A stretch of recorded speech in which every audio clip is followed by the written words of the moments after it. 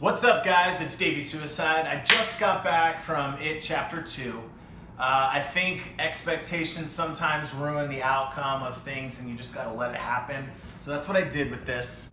Sequels are tough because you have this expectation that they're gonna probably use the tricks from the first time, and since you've seen them before, it just doesn't impact you the same way. And this one didn't rely on that. It didn't rely on jump scares. I think that they kept the campy vibe of the Losers Club. Even though it was 27 years after the first one, it still had like that Goonies type camaraderie. The characters were super relatable. You have Eddie and Richie just carrying it. I mean, they kind of stole the show. They kept the darker humor and they sprinkled in the jokes. It was a great balance. I liked how Stephen King had his own cameo. It reminded me of like what Marvel does with Stan Lee, but it was just done in such a different way. It was basically like Hollywood shits on sequels. I know it. I don't even like the ending, and he kind of beat all the critics to the punch, which I thought was brilliant. Pennywise to me was the villain you want. It's perfect. It's got the contrast of someone you should hate, but he's so inviting, and he brings you in, and as soon as you're like thinking that he's good, he kills you, and it's perfect. Even at the end when he becomes the spider, it was canon to the story and the book.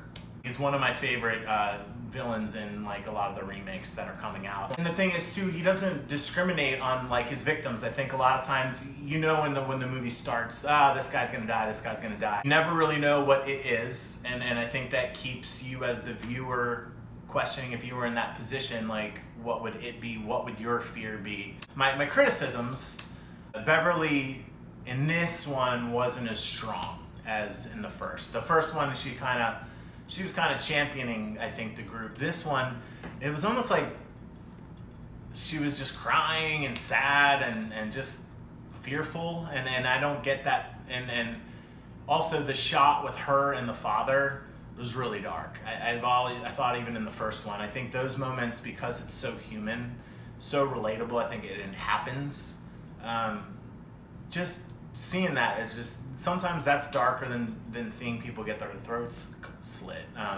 I liked the windows to the first film. I thought that it really brought in the character development, and it got a little redundant after they went through like 3 or 4 characters, but it was still cool to get more backstory on everybody. They could have done a little bit more with Mike. I mean, we know that he brought everyone, he never left the town, so he brought everyone together for this.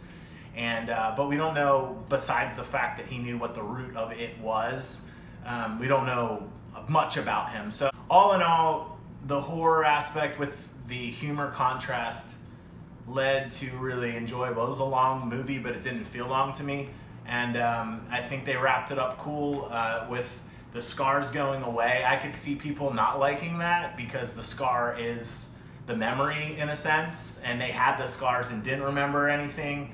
But this one ends where the scars go away because they had closure. So that was a debatable ending, but overall I thought the movie was rad. And although I do want to see new stories, new villains, and new concepts from horror